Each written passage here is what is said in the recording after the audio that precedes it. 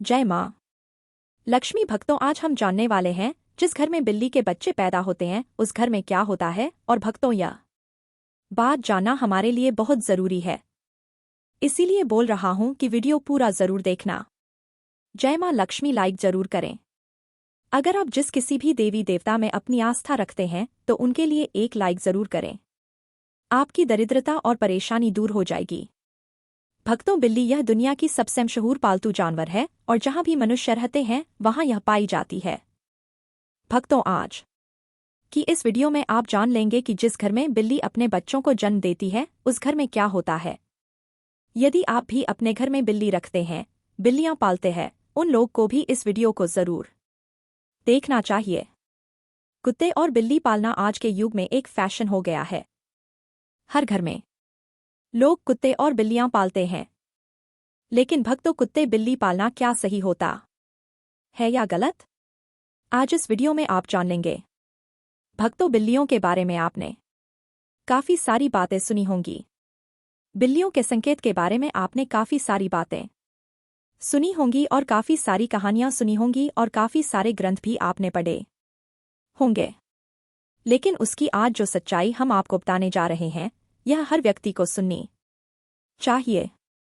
हमारे सनातन शास्त्र का ऐसा मत है कि इस संसार में ऐसा कोई घर नहीं होता है जिसमें बिल्ली का आगमन नहीं होता है। बिल्ली हर उस घर में जाती है जिस घर में मनुष्य रहते हैं।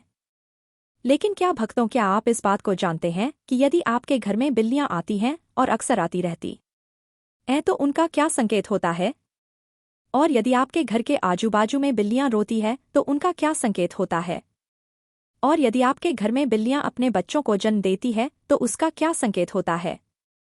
और भक्तों, यदि आप कोई शुभ कार्य के लिए जा रहे हैं और यदि कोई बिल्ली आपका रास्ता काट जाए तो भक्तों उसका क्या संकेत होता है?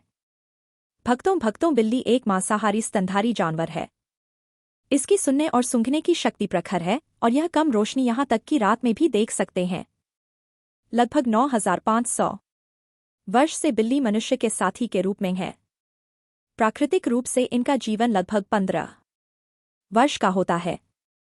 भगवान श्री हरि विष्णु कहते हैं कि जिस घर में बिल्लियां अपने बच्चों को जन्म देती हैं उस घर में मां लक्ष्मी का आगमन होता है।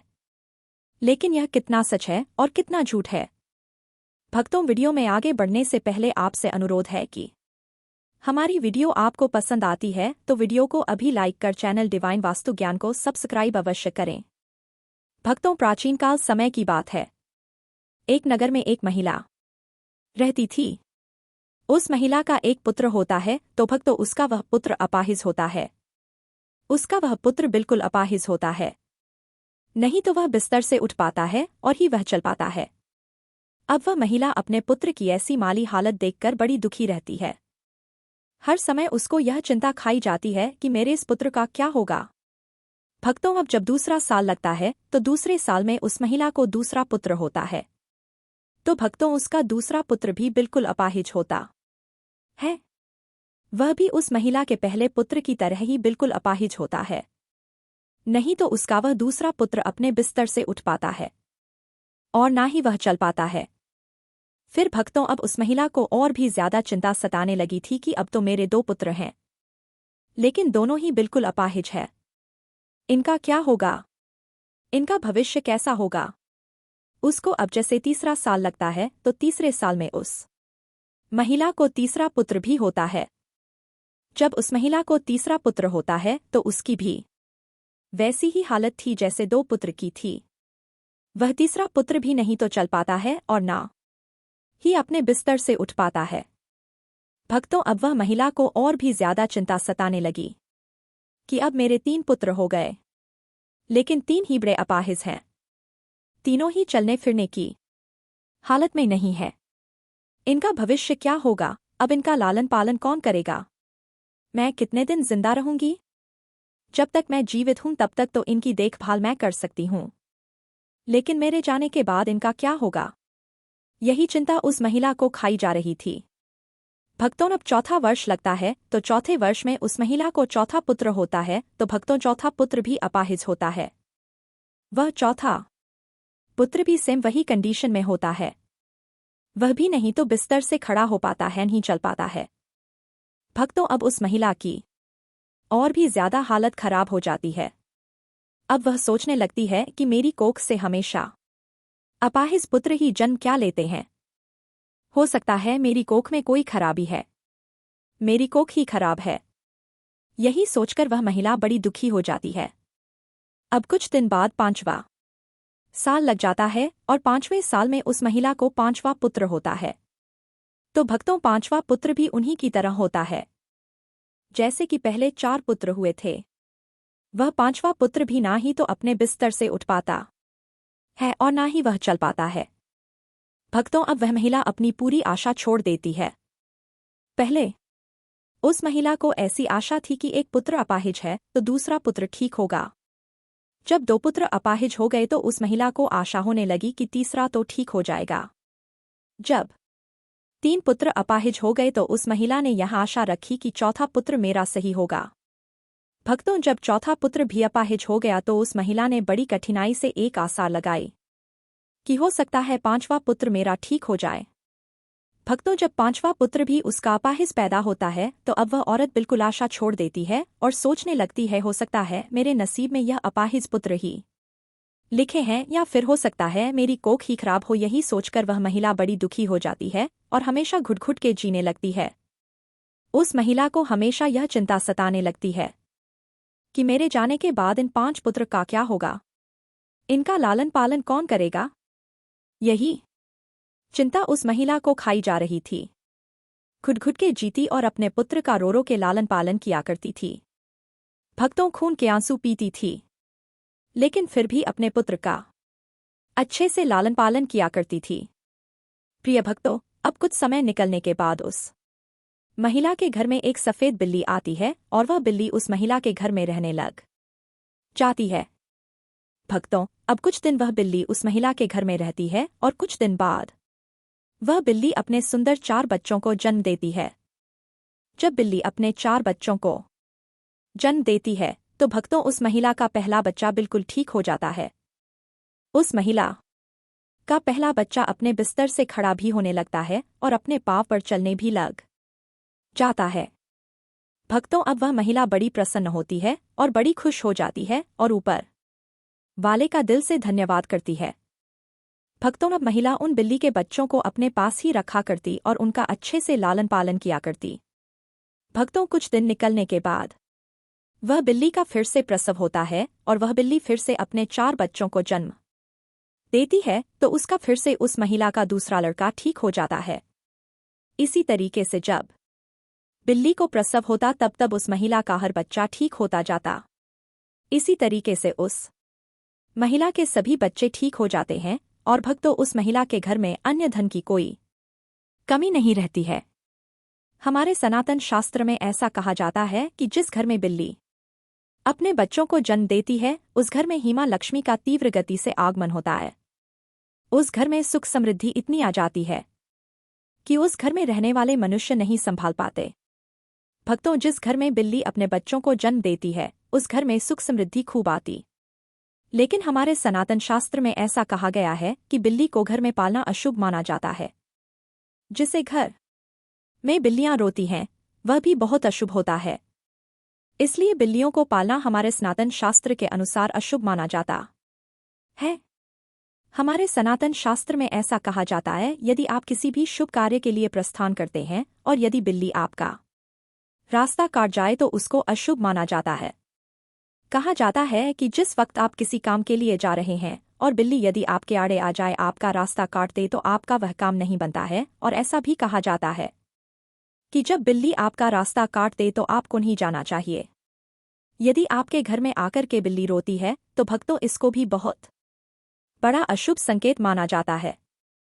हमारे सनातन शास्त्र के मुताबिक ऐसा कहा जाता है कि जिस घर में बिल्लियां रोती हैं उस घर में किसी ना किसी की अकाल मृत्यु होने का भय होता है। जो लोग अपने शौक के लिए बिल्लियां पालते हैं घर में बिल्लियों को पालना बड़ा अशुभ संकेत माना जाता है, अशुभ होता है। इसलिए जो लोग बिल्लियां पालते हैं वह इस वीडियो को जरूर देखें और आज से वह बिल्लियां पालना बंद करें। भक्तों जब हम घर में बिल्लियां पालते हैं तो हमारे सनातन शास्त्र में ऐसा लिखा है कि जहां बिल्लियां रहती हैं वहां पर नकारात्मक ऊर्जा आ जाती जिस घर में बिल्लियां रहती हैं उस घर में भी नकारात्मक ऊर्जा का प्रभाव हो जाता है। इसलिए बिल्लियां पालना बहुत अशुभ होता है। भक्तों, यदि आपको आधी रात में बिल्ली दिखाई देती है तो इसको भी बहुत बड़ा अपशगुन माना जाता है। कहा जाता है कि जिस व्यक्ति को आधी रात को बिल्लियां दिखाई देती हैं तो उस व्यक्ति का भाग्य रूठ जाता है। लेकिन दूसरा मत यह भी है कि जिस घर में बिल्ली अपने बच्चों को जन्म देती है उस घर में मां लक्ष्मी का आगमन हो जाता है। ज्योतिष शास्त्र के अनुसार ऐसा माना जाता है कि जिस घर में बिल्ली पाली जाती है तथा बिल्ली बार बार घर में आ रही है तो यह हमारे लिए अशुभ है।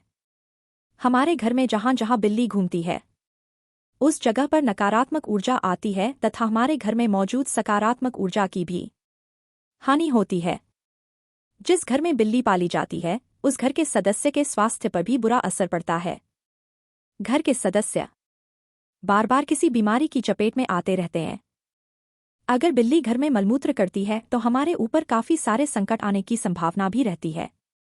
ऐसा भी माना जाता है कि आपके घर की पालतू बिल्ली अगर अचानक से ही पर चली जाए तो समझ लीजिए आने वाले कुछ ही समय में आपके साथ अशुभ घटना होने वाली है। बिल्ली भगवान विष्णु की पत्नी लक्ष्मी की बड़ी बहन अलक्ष्मी की सवारी है। बिल्ली का शुभ संकेत क्या है? अगर आप बिल्ली को उसके बच्चे के साथ देख लेते हैं तो यह शुभ संकेत माना जाता है।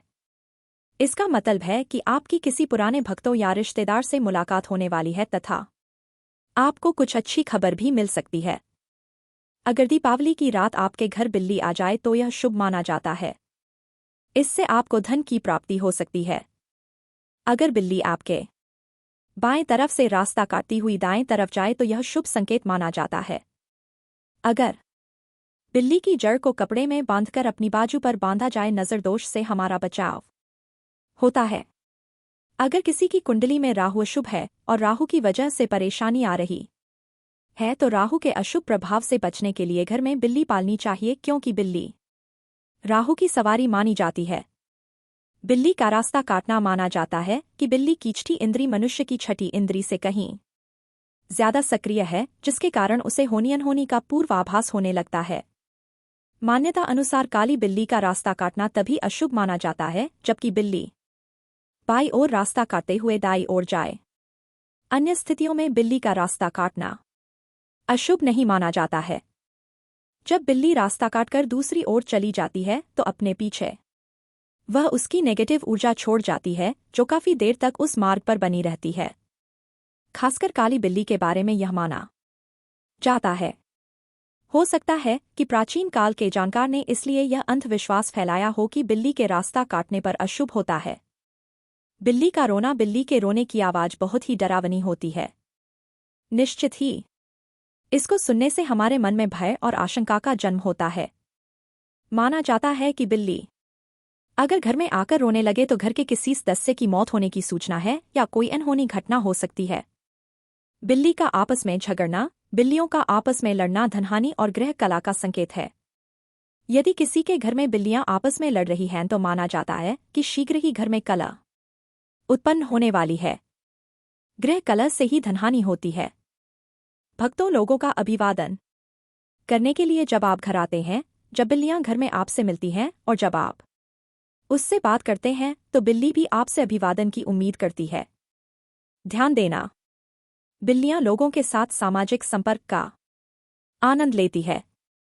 बिल्ली को स्ट्रेच किया जा सकता है, उसके साथ खेला जाता है या उससे बात की जाती है।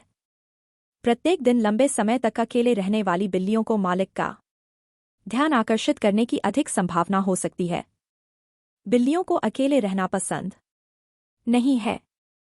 बिल्लियां अक्सर खेलने या अपने मालिक का ध्यान आकर्षित करने के लिए भी म्याऊं करती हैं। अतः कभी भी अपने पालतू जानवर की उपेक्षा ना करें। उनके साथ हर दिन क्वालिटी टाइम बिताएं। उनके साथ खेलें, उनसे बात करें। भोजन मांगना, जब बिल्लियों को भूख लगती है तो वह खाने के लिए भी म्याऊं द्वारा मालिक का ध्यान आकर्षित करती है। जब भी कोई रसोई में प्रवेश करता है तो बिल्लियां म्याऊं द्वारा भोजन को सुगमता से प्राप्त करती हैं। जैसे ही घर के लोग भोजन के लिए बैठते हैं, उसी तरह बिल्लियां भी मानव के समान भोजन देना चलिए आज की वीडियो को समाप्त करते हैं और जल्द ही नई वीडियो लेकर आएंगे। तब तक आप कमेंट बॉक्स में बताइए वीडियो कैसी लगी।